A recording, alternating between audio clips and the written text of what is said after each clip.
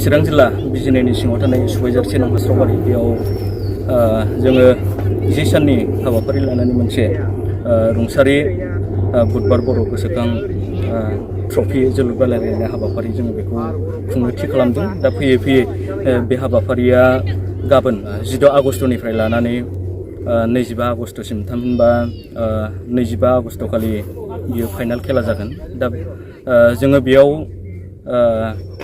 Prize हिसाबै उइनारनो 20,000 नोगोद रां लोगोसे ट्रफि आरो रानार्स आपनो 15,000 नोगोद रां आरो ट्रफि आरो जोङो फाइनाल खालि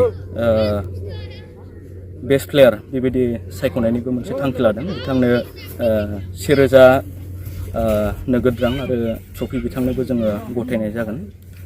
बे हाबाफारियाव जोंहा गासै 20था बेबायदि मोजां टिमफ्रा जोंनि गेजेराव बाहागो लाफैदों। दा बर' हारिया मोनसे फुटबल गेलेनायजों सोमोन्दो थानाय मोनसे हारि। दा जोंनि लाइमोनफोरा बै गेलेनाय बिथिङाव ओरैबायदि रोंगौथि गोनां। दा जोङो नैबे रुंसारि बुधबार बर' बिथांनि गोसोखांथिनि गेजेरजों लाइमोनफोरखौ नैबे गेलेनाय बिथिङाव जोङो हेफाजाब होनो हायो नामा बा गेलेनाय बिथिङाव जोङो जौगानाय लाबोनो हायो नामा, नैबे थांखि आरो नोजोरखौनो सिगाङाव दोननानै न'खरनिफ्राय स्पन्सर बेबायदि खालामनानै दा जोङो गासै साखाफाराया जाजोबनानै दङ। दा न'खरनि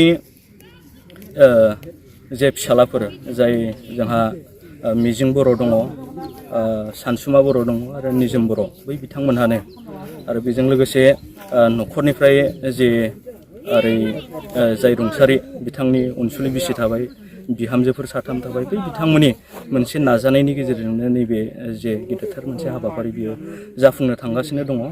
न'खरनिफ्राय जे स्पन्सर खालामदों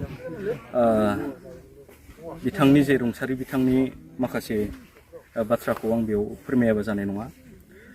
मानोना जे रुंसारि बिथाङा मोनसे बेसेबांबा दुखु खस्थ'नि गेजेरजों न'खर सामलायबोनायनि उनाव फिसालाफोरनि समाव मोनसे बिराद मोजाङै न'खर बेबायदि खुंफैनो हादोंमोन। हरखाबै बिदि रुंसारि जानो गोनां जायो आरो बिथांनिनो जे गोसोखांथिया अरायनि थाखाय थाबाय थाथों। आरो नैबे नोजोर आरो थांखिया बिथांमोननियाव दङ। साफ्रोमबो बिफाया फिसाफोरनि साफा हिर' जायो। दा थिग बै बिथाङाबो, बै रुंसारि बिथाङाबो सासे हिर' बायदिमोन बेबायदि बुंनांगोन आरो फिसालाफोरनि थाखाय। दा बे नोजोर आरो थांखि गावनि जे बिफानि मोनसे हिर' बायदि जे मोनसे खामानि मावनायनि गेजेरजों न'खरखौ दैदेनबोनाय, दा बिनि थाखाय बिथांनि मुङैबो फिसालाफोरा माबा मोनसे जोङो खालामफिननांगोन बा बिफानि मुंखौ जोङो गुवार लेभेलाव मिथिहोनांगोन। नैबे थांखि आरो नोजोरखौ दोननानैनो न'खरनिफ्राय बेबायदि स्पन्सर खालामनाय जादों। दा ओनसोलनि रायजो राजा आरो सानसुमै बिथांमोनखौबो खावलायबाय जोंनि नैबे फुटबल जे गेलेनाय हाबाफारि बेयाव लैहोर फैनानै जाहाथे नोंथांमोनाबो नैबे जे जोंनि खेला बेखौ हेफाजाब होफैयो। आंनि गोसो गोरबोनिफ्राय साबायखर खावलायहरनाय थाबाय। थौगिरि हिसाबै जोंहा चिरां जिल्ला दुलाराय बर' फरायसा आफादनि मानगिरिद आफादगिरि बिथाङा नैबे खेलाखौनो बेखेवना होफैगोन आरो बेजों लोगोसे गोबां जोंनि ओनसोलनि बेबायदि दैदेनगिरि बिथांमोनहा बेयाव बाहागो लागोन। आरो दिनखालि मालिपारा कमेट क्लाब भार्सेस जोमै FC बे मोननै हानजानि गेजेराव 2 बाजिनिफ्राय अपेनिं खेलाया जागोन।